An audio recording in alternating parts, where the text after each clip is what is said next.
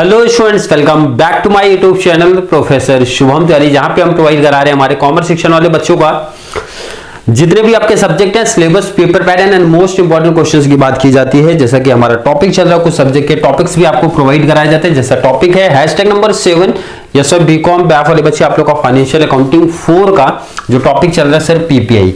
और ये जो क्वेश्चन है, जो बच्चे लगातार चैनल के साथ जुड़े हैं और हर एक हैशटैग अभी तक देखते हुए आए हैं, यहां पे मैं आपको सिर्फ जो वर्किंग पार्ट है वो करा दूंगा, टोटल एंड बेसिस बता दूंगा, डिवाइड करना है, रेशियो डिवाइड आप लोग करोगे, ये होमवर्क हो जाएगा। क्लियर? क्योंकि जो मेन काम है बहुत इंपॉर्टेंट टॉपिक से काफी ज्यादा एडिशनल इंफॉर्मेशन ऐड हुई है, तो आपको बहुत अच्छे से कॉन्सेप्ट समझना जरूरी है। चलिए, पहले तो आपको जो सबसे पहला हमारा होता है सिर्फ टाइम रेशियो निकालना बहुत जरूरी है। सबसे पहले यहीं से स्टार्ट, और मुझे लगता है हर एक बच्चे को टाइम रेशियो में कोई प्रॉब्लम नहीं हो रही होगी। टाइम रेशियो निकालना सीखते हैं सर। क्लियर? देखो, टाइम रेशियो तो बस एक चीज देखना कि इनकॉर्पोरेटेड वर्ड कहां लिखा है और क्लोजिंग कब हो रहा है, ये चीज आप देख लो, सिंपल सा। चलिए, स्टार्टिंग के 2-3 लाइंस में अगर देखते हो, 2-3 लाइंस में जब आप देखते हो तो आपको वहां पे आंसर मिल जाएगा। ढूंढते रहिए आप लोग, मिल रहा है कि नहीं मिल रहा है।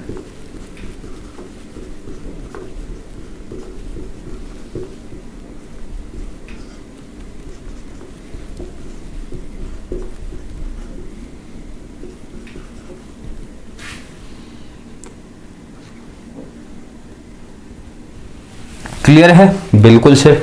मिला कि नहीं मिला आप लोगों को? सर कुछ नहीं, 99% या फिर मैं बोल सकता हूं 100% बच्चों को मिल गया होगा सर। कि क्लियर, स्टार्टिंग फर्स्ट लाइन में बोला जो आपका बिजनेस है विद इफेक्ट फ्रॉम 1 अप्रैल 2016 से, क्लियर मेंशन है, मतलब अप्रैल से स्टार्ट होगा। और सेकेंड लाइन में लिखा गया कंपनी वॉज इनकॉर्पोरेटेड ऑन 1 अक्टूबर। कभी सर? यहां से तो 1 2 3 4 5 6, तो बैलेंस भी 6। इसका मतलब सर ये तो बहुत इजी है, 1-1 का 6 1 जा 6, 1-1 का रेशियो आ गया सर। इसमें तो कोई बहुत बड़ी बात नहीं थी, बहुत सिंपल सा था सर। आगे का डिटेल्स थोड़ा पढ़ते हैं, सेकंड इंफॉर्मेशन। चलिए, सेल्स इंफॉर्मेशन की बात करते हैं। देखो, सेल्स इंफॉर्मेशन में कितने का इंक्रीमेंट हुआ है, सिर्फ आप वो देखा करो। क्लियर? चलिए सर, पहला लाइन आप लोग देखोगे, सेल्स कंप्लीट ईयर का सर कितना दिया, 96 लाख दिया है।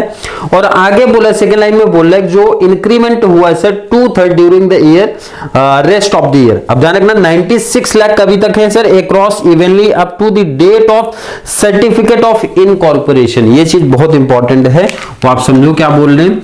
बोला जा रहा है सर, ध्यान से देख लो, फिर से लिखूंगा।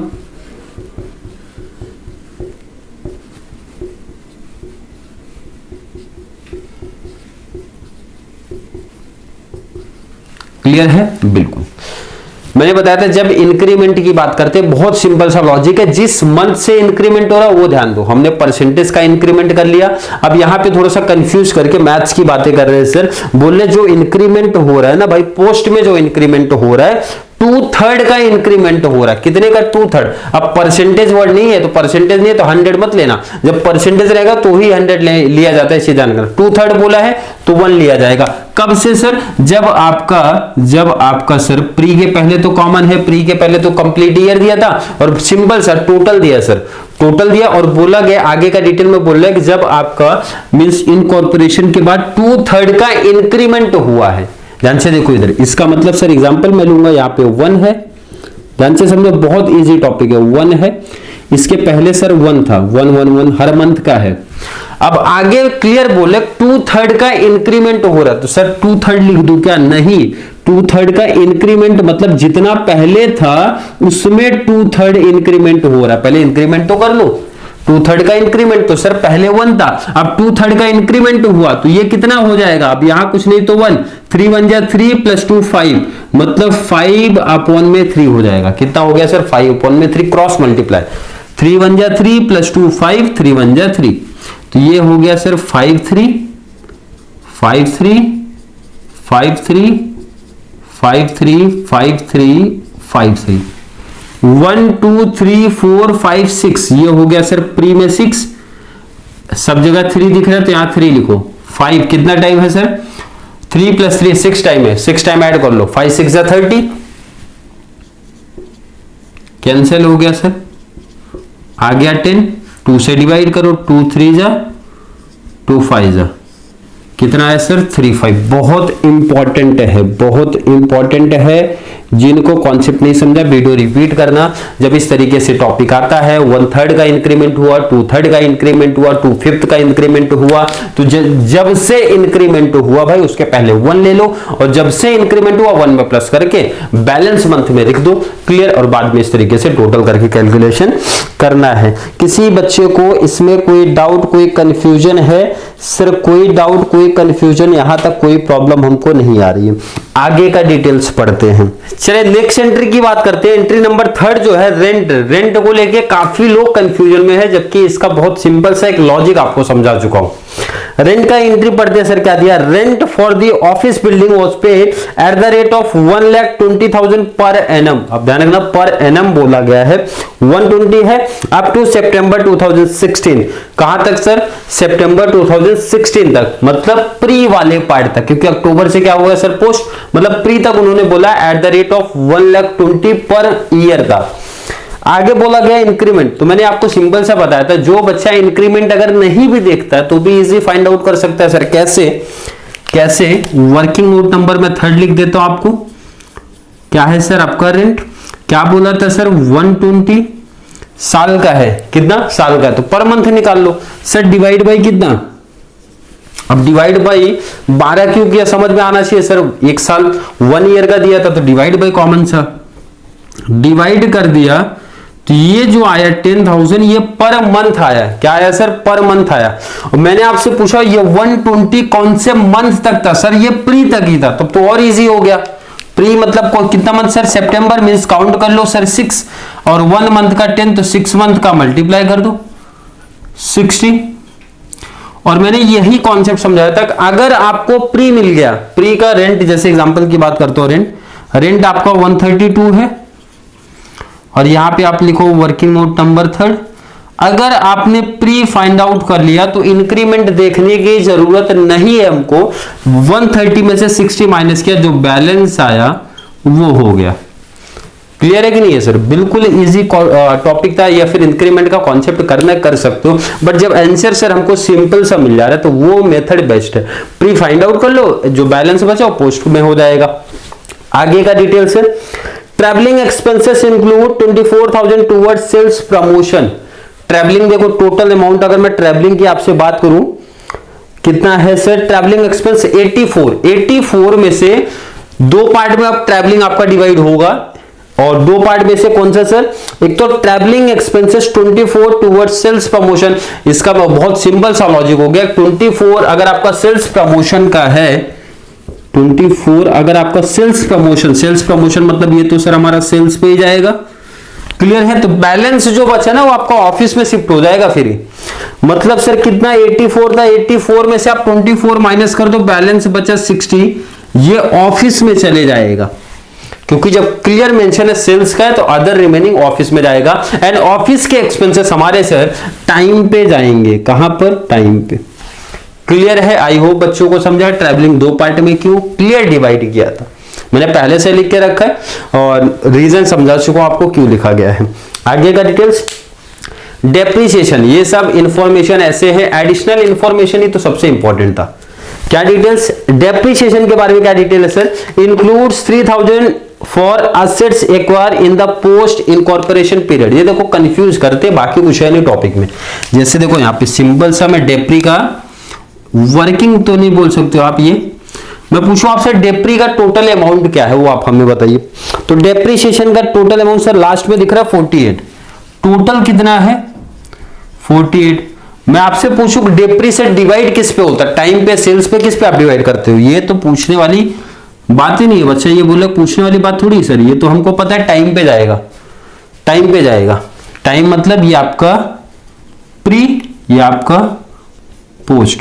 लेकिन पोस्ट में पहले से ही 3 है, पोस्ट में पहले से ही 3 है। इसका मतलब सर यहां जो बैलेंस आपने 48 लिखा, 45 करो। अब ये 45 दोनों में डिवाइड होगा प्री एंड पोस्ट में सर, क्यों, क्या लॉजिक, देखो सिंपल सा इन्होंने हिंट दे दिया, जो डेप्री है उसमें 3000 आपका पोस्ट का है, मतलब 3000 आप साइड कर दो, बैलेंस कितना बचा सर 45। अब 45 को प्री एंड पोस्ट पे टाइम बेस पे डिवाइड कर दो, टाइम बेस सर 1 है, तो भाई सिंपल सा 45 का हाफ ऑफ 1 तो बताओ हाफ किया तो 22,500 ये हो गया सर 25,500 हो गया, क्योंकि 3 प्लस करना पड़ेगा।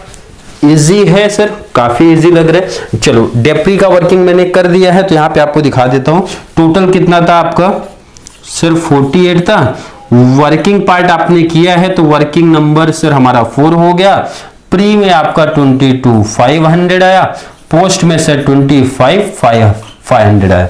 किसी बच्चे को यहां तक कोई डाउट, कोई कंफ्यूजन है? बिल्कुल नहीं सर। आगे की एंट्री पढ़ लेते हैं।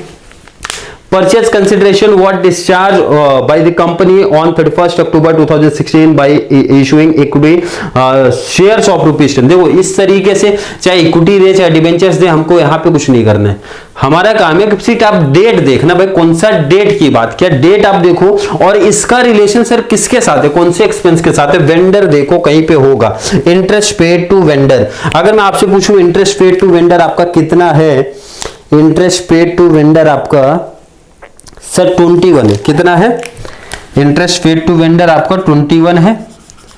और बहुत सिंपल सा लॉजिक है, आप डेट देख लो क्या बोला है, यही फाइंड आउट में कर देता हूं, इसी में वर्किंग आप नीचे ऐड कर सकते हो। वैसे वर्किंग काफी बच्चे नहीं बनाते, सीधा सीधा आंसर है। कैसे सर, डेट पढ़ लो सर 31 अक्टूबर, आप ये देखो पोस्ट का कितना बनता है, तो सर 31 अक्टूबर मंथ का लास्ट डेट है, तो आपने ये बताया था मंथ का स्टार्टिंग डेट है तो मत काउंट करो, बट लास्ट है तो काउंट करना पड़ेगा। मतलब सर ये पोस्ट का भी एक मंथ है, पोस्ट का एक मंथ, बाकी प्री का कितना 1 2 3 4 5 6 और ये हो गया सर 7। कितने मंथ हो गए सर 7 मंथ का कितना सर 21, तो 1 मंथ का कितना divide 21,000 divide by 7, 21,000 divide by 7 कैसे आया सर, सिंपल सा मंथ काउंट कर लिया, आ गया सर कितना 3,000 पर मंथ। प्री निकालना है, प्री का कितना मंथ है सर 6 मल्टीप्लाई 6 आ गया सर 18 अगर आपका प्री है, पोस्ट जो बच गया जाएगा। वर्किंग नोट नंबर 5 ये आपका 18 ये आपका जो बैलेंस बचा 21 तो कॉमन सी बात है, या फिर पोस्ट निकाल के बैलेंस को प्री कर दो, 1 मंथ ही है ना, 3 आया था 3 सर पोस्ट में 1 ही मंथ है ना, तो 1 मंथ लिख दो, बैलेंस लिख दो, बात तो वही है। प्री का निकाल दो या फिर पोस्ट निकाल दो, बैलेंस जो बचा दूसरी जगह शिफ्ट कर दो आप। नेक्स्ट और काफी इंपॉर्टेंट एंट्री के बाद हम करेंगे salaries includes ₹40 paid to directors.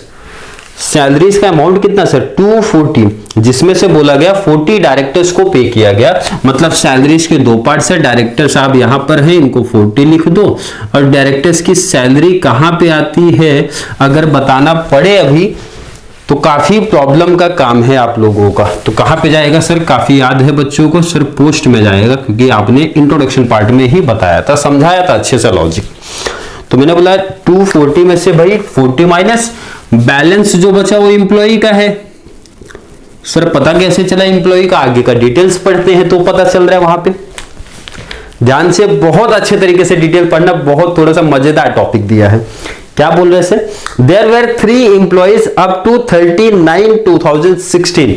बोले 3 एम्प्लॉय थे 39 मतलब सर सितंबर तक, मतलब प्री में बोल रहे ना भाई 3 एम्प्लॉय थे। तो मैंने बोला चलिए कोई प्रॉब्लम नहीं सर, 3 एम्प्लॉय 3 कोई दिक्कत नहीं है। आगे पढ़ते हैं, आगे बोला है सर, आगे के detail, after which the number was increased by 6 employee. ध्यान रखना 2 नहीं है, 2 एंड बाई में डिफरेंट आप समझो। अगर बोला जा रहा है बाई 6 एम्प्लॉय मतलब 6 एम्प्लॉय और बढ़ गए, 6 एम्प्लॉय तक नहीं बढ़े, 6 एम्प्लॉय और बढ़े हैं। तो 6 एम्प्लॉय और बढ़े, 3 पहले से थे, 6 और बढ़ गए सर, कितने हो गए 9 एम्प्लॉय रिमेनिंग मंथ्स में हुए होंगे। यही होगा ना सीधा सीधा लॉजिक, बिल्कुल सर यही होगा। टोटल करना है क्या, बिल्कुल कर लेते हैं। 3 3 3 3 3 कितनी बार सर 6 टाइम टेबल पढ़ लो, 3 6 18 मैं यहां लिखता हूं इधर 9 कर लो सर, 9 6 जा 54, 18 1 जा 18 3 जा 13 आ गया, तो 13 पे डिवाइड हो जाएगा। वर्किंग नोट नंबर, इसको अगर आप 5 रखोगे 5 और लिखना है तो लिख देना 13। क्लियर है? वर्किंग पार्ट अगर आपको समझ गया है तो सिंपल सा मैं यहां पे बेसिस लिख देता हूं, बाकी काम आप करेंगे। ग्रॉस प्रॉफिट किस बेस पे जाता है सर? सेल्स पे जाता है, 13 पे डिवाइड कर देना। प्रिंटिंग एंड स्टेशनरी किस पे जाएगा सर? टाइम पे जाएगा, ये पता होना चाहिए, हो चुका है। एडवर्टाइजमेंट किस पे जाएगा सर? सेल्स पे। मिसलेनियस एक्सपेंसेस किस पे जाएगा सर? टाइम पे। इलेक्ट्रिसिटी चार्जेस टाइम पे। प्रिलिमिनरी एक्सपेंसेस ये तो हमारा कहां जाता है सर? पोस्ट में जाता है। पोस्ट में कितना? जितना आपका टोटल अमाउंट होगा। बैड डेब्ट सेल्स पे सर। कमीशन सेल्स पे। ऑडिट फीस आपने बोला था नहीं मेंशन है तो टाइम पे जाएगा।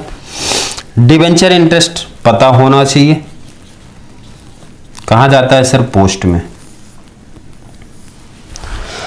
क्लियर कॉन्सेप्ट है? आई होप हर एक बच्चे का क्लियर कॉन्सेप्ट है। मैंने मेन जो आपका काम था, मैंने आपका वर्किंग पार्ट करा दिया सर। वर्किंग का प्रॉपर नोट्स आप बनाना, यहाँ पे जगह की वजह से काफी एडजस्टमेंट करना पड़ जाता है बोर्ड की वजह से। एंड अब तो रेशियो में डिवाइड करना तो आपका काम है सर। प्रॉफिट बता दीजिए कितना आएगा, तो कॉन्सेप्ट समझ जाए। प्रॉफिट तो वैसे भी क्वेश्चन में आपको मेंशन है, कितने का प्रॉफिट आपको दिख रहा है? 438 का प्रॉफिट है, बट मैं मेंशन कर दूं कि कितना आएगा, ध्यान रखना। प्री में जो आपका प्रॉफिट आ रहा है, जो कैपिटल रिजर्व में ट्रांसफर होगा, 165,250 आएगा। मैं यहां लिख देता हूं 165,250। आप लोगों को मैच करना है प्रॉफिट टोटल एक्सपेंस में से माइनस करने के बाद 165,250। एंड पोस्ट का जो प्रॉफिट आया सर 272 और 750। टोटल करके देख लो, बैलेंस ध्यान रखना। नेट प्रॉफिट आपको एग्जाम में भी ऐसे मैच कर लेना, टोटल 438 आना चाहिए आपका। तो इस तरीके से आपका आंसर क्या हो जाएगा सर? मैच हो जाएगा। एक छोटा सा काम आपको दिया गया, होमवर्क आपको दिया गया, आप लोग को फटाफट क्या करना है सर? रेशियो में आपको कैलसी ऑलरेडी है आपके पास, डिवाइड करके आंसर लेके आ जाना है।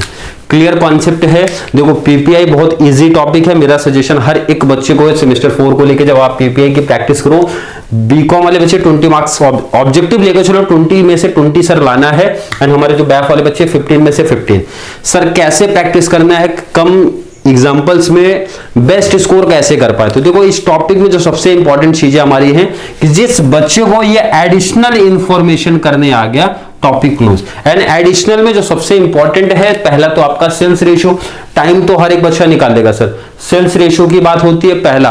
सेकंड, सैलरीज के जितने केस बनते हैं वो कर लो, रेंट के जितने भी केस बनते हैं वो कर लो, डेप्री के जितने केस बनते हैं वो कर लो, इंटरेस्ट के जितने केस बनते हैं वो कर लो। मतलब देखोगे टोटल तो 4 से 5 मेन है जिसमें चेंज थोड़ी बहुत लोग करते रहते हैं। बैड डेब्ट्स में कोई चेंजेस नहीं होता, सेपरेट एक ही कॉन्सेप्ट बार बार देते हैं। प्री का 2 साल का पहले का है, 3 साल का पहले का, ये सब कॉन्सेप्ट।